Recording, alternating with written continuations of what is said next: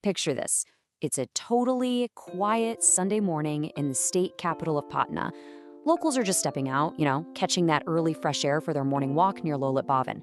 It feels like a completely ordinary start to the day. But then, out of nowhere, that peaceful routine is absolutely shattered. A shocking discovery is made that literally leaves the entire local community in turmoil. What started as just another Sunday morning incredibly quickly turned into ground zero of a major developing police investigation. So, welcome to This Explainer. Today, we're doing a complete procedural breakdown of the Nehru Path investigation. We are stripping away all the wild rumors floating around, and we're going to focus strictly on the official, established facts of the case. Let's get right into it. Now, you really have to consider the spatial contrast of the scene, because it's absolutely central to the police's current working theory. On one hand, you have Nehru Path. If you know the area, you know this is literally one of the busiest, most highly trafficked thoroughfares in the entire city.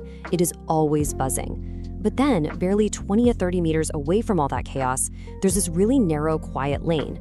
And right inside that lane, placed on top of a garbage pile, the victim's body was discovered.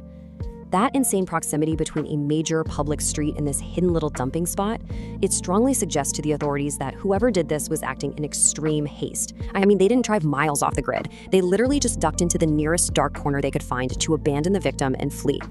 And that location helps us build a much clearer timeline of how this all went down.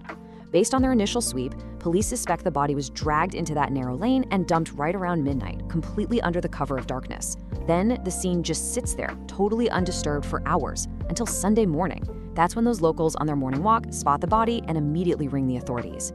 The immediate aftermath, super swift. Officers from the Shastrinagar police station arrive, they immediately cordon off the area to lock down any evidence, and they kick off the formal investigation. That incredibly tight window from midnight to morning is going to be a massive focal point for investigators. Figuring out exactly who is at the center of this tragedy brings us to a really sobering detail. According to police sources, the victim is an unidentified minor girl. Her age is estimated to be only around 16 to 18 years old. Hearing that really grounds this whole situation, doesn't it?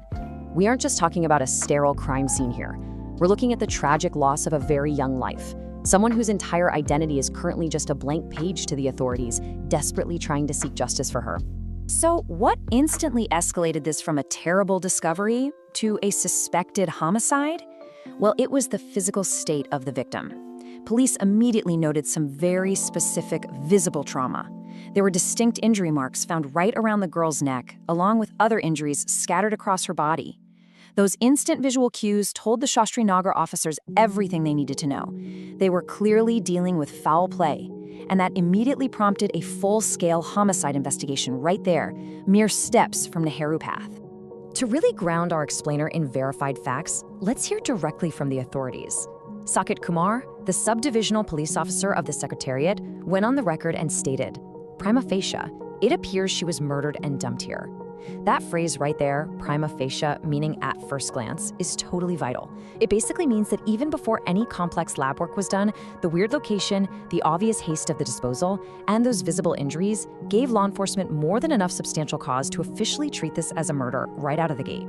This really shows you how a modern police force casts a methodical net to catch a killer. SDPO Saket Kumar immediately kicked off a highly coordinated multi-step effort. First up, deploy the forensic science lab team directly to the spot to scoop up any microscopic or physical evidence.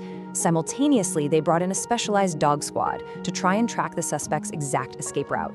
And then, the digital net was cast. They are thoroughly examining all the CCTV footage from the surrounding busy areas, while officers are on the ground actively questioning nearby locals. They're trying to unearth literally any clue that might identify the victim or piece together what exactly happened at midnight. But despite all those visible signs of trauma we just talked about, the legal system absolutely requires scientific confirmation. So the police have transferred the body over to the Indira Gandhi Institute of Medical Sciences, IGIMS, for the official postmortem. Like SDPO Kumar pointed out, they are investigating every single angle. But following the legally mandated procedures means the definitive binding cause of death is only going to be revealed once that IGIMS report is finalized. It is the crucial step that bridges the gap between strong police suspicion and absolute medical certainty. Which leaves us right at the edge of this rapidly developing investigation, staring down two absolutely massive unresolved questions. First, who is this 16 to 18-year-old girl? Because honestly, until she's identified, piecing together a motive is going to be incredibly difficult for the police. And second, what is that surrounding CCTV footage from the busy Nehru Path area ultimately going to reveal about that midnight window?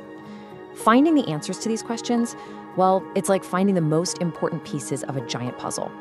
As the authorities keep pushing forward with their methodical work, these are the critical factors that will ultimately decide if the perpetrators of this incredibly tragic crime are finally brought into the light.